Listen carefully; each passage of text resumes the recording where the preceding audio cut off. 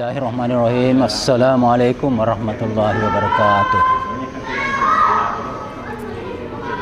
Alhamdulillahirabbil alamin wassalatu wassalamu ala asrafil anbiya'i wal mursalin sayyidina Muhammadin wa ala alihi washabihi ajmain, amma ba'du.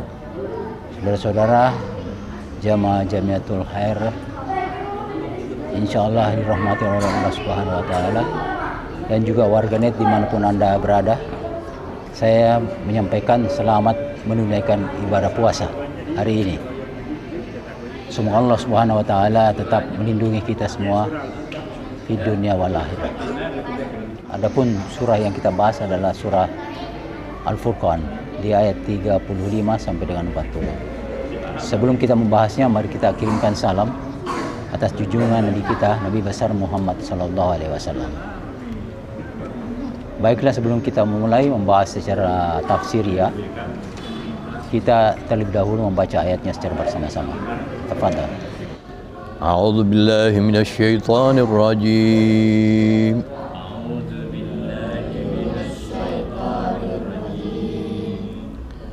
ولقد آتينا موسى الكتاب وجعلنا معه أخاه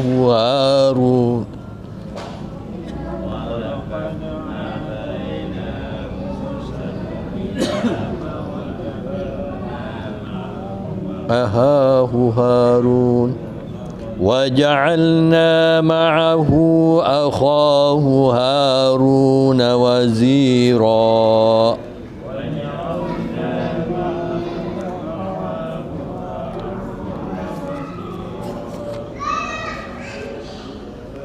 وقلنا اذهبا إلى القوم الذين كذبوا بآياتنا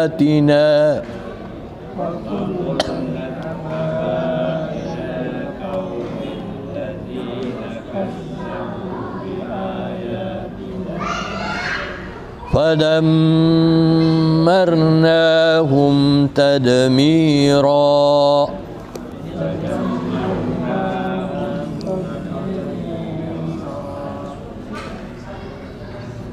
وقوم نوح لما كذبوا الرسل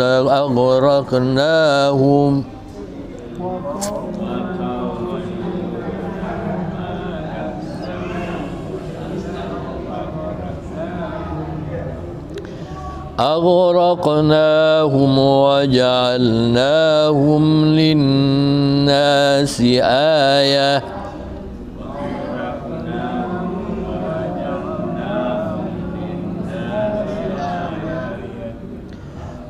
وأعتدنا للظالمين عذابا أليما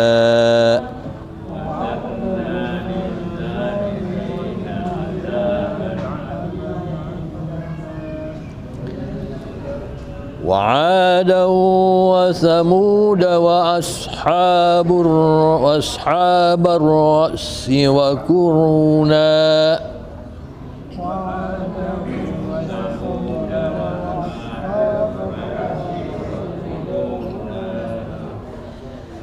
بين ذلك كثيرا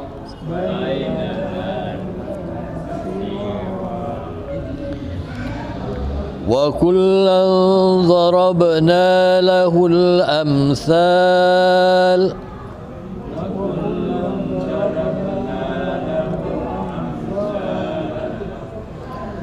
وكلا تبرنا تتبيرا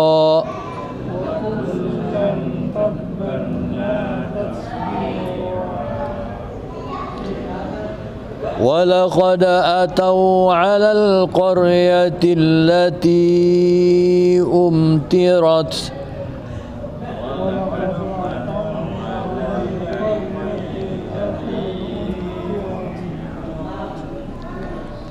أمطرت مطر السوء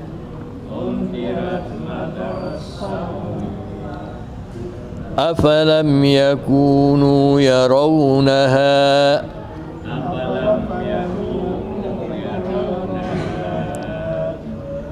بل كانوا لا يرجون نشورا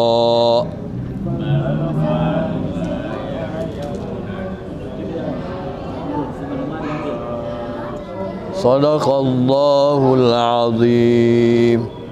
Assalamualaikum warahmatullahi wabarakatuh. Alhamdulillah alladzi 'allama bil qalam 'allamal insana ma lam ya'lam. Allahumma shalli ala Muhammad ala ali Muhammad. Kita melangkah ke pemaknaan tafsiriyah. Tafsiriyah itu bisa dimaknai dengan terjemahan bebas atau pembahasan.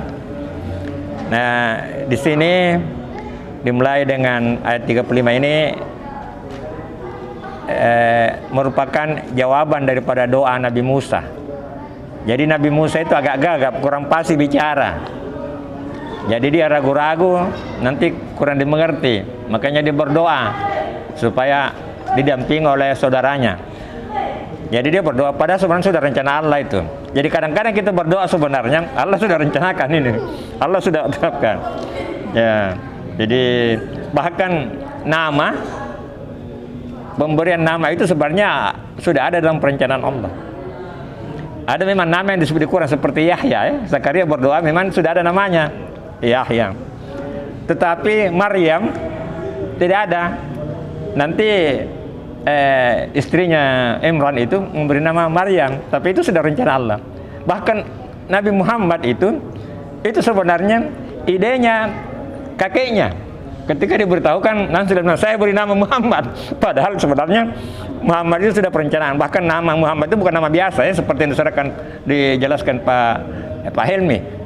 Nama Muhammad itu kan memiliki makna luar biasa dan bentuknya itu kita memakai polanya Muhammad. Tapi yang memberikan nama itu adalah kakeknya, Abu Talib, ya, Abu Talib itu.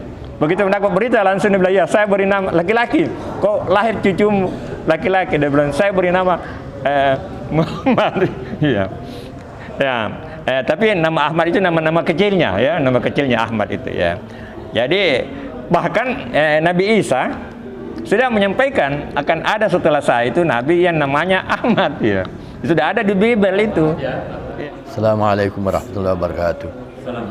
Jadi Nabi Muhammad itu sebenarnya yang di dalam Al-Quran itu dia belum berwujud. Jadi namanya sebelum berwujud Ahmad.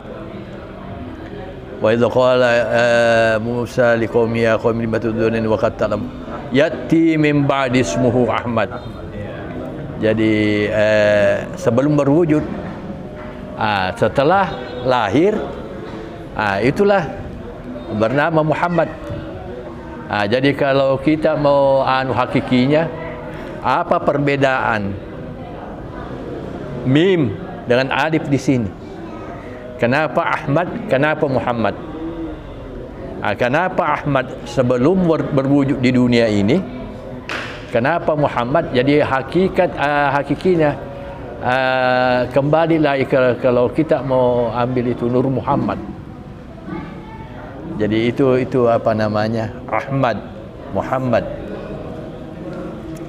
Jadi kan Nabi sendiri yang mengakui bahwa yang pertama-tama diciptakan oleh Allah itu adalah ruhku. Jadi itulah Nur Muhammad. Jadi tapi sebelum itu seperti dikatakan di dalam Al-Quran itu Ahmad. Itu kita kembali lagi kepada hakikinya, itu salat. Itu yang pernah kita hakikinya salat, Ahmad, Muhammad.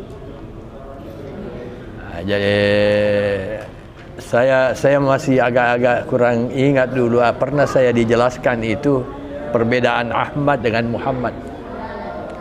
Artinya kenapa waktu masih di dalam hakiki nama Ahmad, kenapa pada saat berwujud di dunia ini nama Muhammad? Kembali lagi, jadi memang kadang-kadang Allah itu kalau mau memberikan kepada kita, dia membimbing kita untuk berdoa, Pak. Dia menggerakkan kita. Jadi sebenarnya kita berdoa itu dari Allah juga. dan dia dari Allah kita berdoa, dan kepada dia juga kita berdoa, dan dia menerima juga. Jadi sesuatu ciri kalau Allah mau menerima kita punya doa, apakah taubat, dia gerakkan kita. Dia gerakkan kita untuk berdoa, untuk taubat. Sebenarnya kalau manusia kalau tidak hidayah Pak, kita tidak ada apa-apanya. Tidak ada apa-apanya kalau bukan Allah yang gerakkan kita. Jadi sama ini. Jadi kalau bukan hidayah kita tidak bisa apa-apa.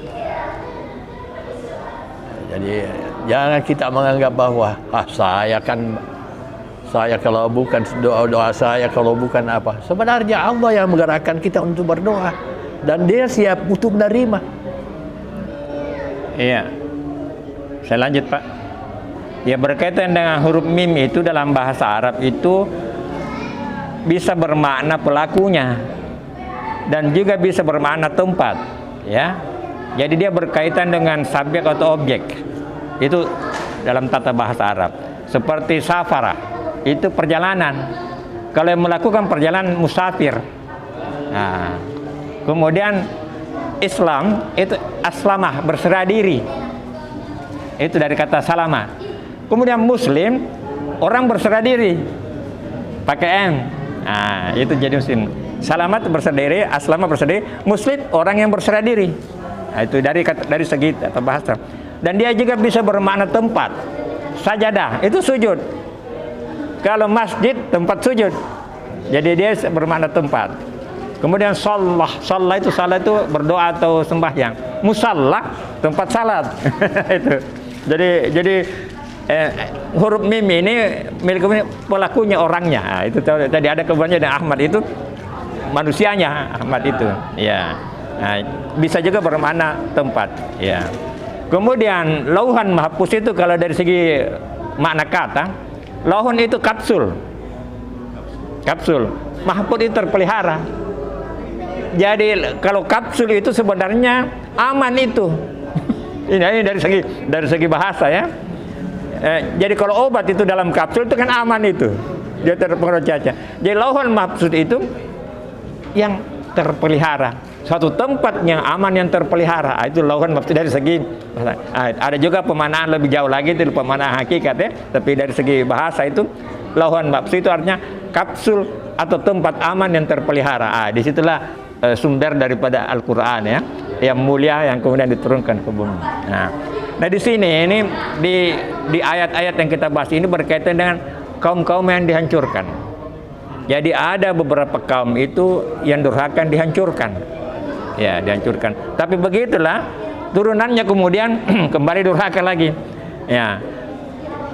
Jadi tetapi kemudian umatnya Nabi Muhammad itu rupanya memang tidak seperti dulu lagi, ya. Meskipun durhaka tidak akan mengalami seperti kaum-kaum yang terdahulu, ya, saat ini. Tetapi kita lihat sekarang ini ada asap juga. Asap saat ini yang menimpa negara superpower Amerika saat ini.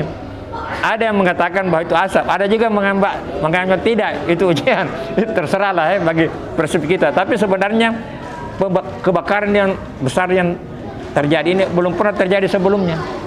Kemudian beruntun, ada longsor, kemudian ada banjir, ya, ada besar. Kemudian setelah ada banjir, membeku lagi. Jadi ini ada menganggapnya sebagai asap peringatan, ya, karena mereka terlalu angkuh dan banyak membantu bangsa Israel yang banyak melakukan kekejaman terhadap Palestina. Tetapi ada juga yang menganggap itu sebagai ujian, bukan asal, terserahlah. Tapi kenyataannya kita lihat sekarang. Dan yang memenangkan Oscar baru-baru ini film dokumenter adalah No Other Land. No Other Land itu dibuat oleh kerjasama, dia kolaborasi 2 orang Palestina dan 2 orang Israel, jurnalis itu. Dan itu saat ini memenangkan karena dia menyampaikan fakta-fakta kelihatan. Jadi dokumenter yang memparkir fakta-fakta kekejaman Israel. Dan sekarang baru terbuka matanya orang-orang yang selama ini mendukung Israel bahwa memang ada ketidakadilan. Ya, bagaimana rumah-rumah dihancurkan sehingga bahkan bukan hanya rumah-rumah dihancurkan, tapi banyak warga-warga sipil yang menjadi korban. Dan ini memenangkan Oscar. Nah, ini luar biasa ini. Saat ini.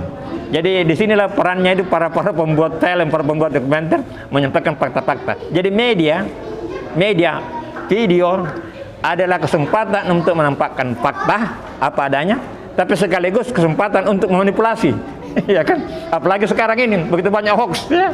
Ya. Jadi media di era ini tidak seperti dulu. Kalau dulu media itu menyampaikan yang hak kebenaran, tapi saat ini media itu justru banyak dimanipulasi. Jadi saya ingat kata-katanya ini Profesor Arifin. Media berita itu adalah the second hand reality. Realitas tangan kedua, bukan realitas sesungguhnya. Jadi memang Ocol itu selalu tabayun. Kita harus mencari kejelasan, ya. Mencari kejelasan. Karena apa yang sampai di kita melalui media itu kan bisa saja ada rekayasa dan bisa ada subjektif. Iya. Jadi kita berada di suatu era di mana kemajuan media dan media audiovisual luar biasa. Tinggal bagaimana kita memilah dan bagaimana kita menjadi pelaku di dalam ini untuk tetap jujur, ya. Assalamualaikum warahmatullahi wabarakatuh. Saya berpikir-pikir tentang kaum-kaum yang dihancurkan itu di zaman nabi-nabi sebelum Muhammad. Karena kenapa di zamannya Muhammad tidak ada lagi orang yang dihancur-hancurkan seperti itu oleh Allah Subhanahu wa taala. Ya. Kemudian saya jawab sendiri diriku bahwa mungkin karena nabi kita adalah nabi terakhir dan merupakan agama yang dibawa itu sudah sempurna, ya. Sehingga tidak ada lagi siksaan-siksaan sebagaimana yang dilakukan ketika nabi-nabi sebelumnya bagi orang-orang pembangkang, ya, pembangkang, ya, ya. Dan itu mungkin ada efeknya terhadap orang-orang Islam ini, betapa Allah itu menyayangi kaum muslimin dan muslimat itu, ya. Jadi tidak lagi memberikan siksaan-siksaan sebagaimana kaum-kaum pembangkang di zaman nabi-nabi sebelumnya, ya. Ya. Jadi ini juga salah satu hal yang perlu kita syukuri, ya.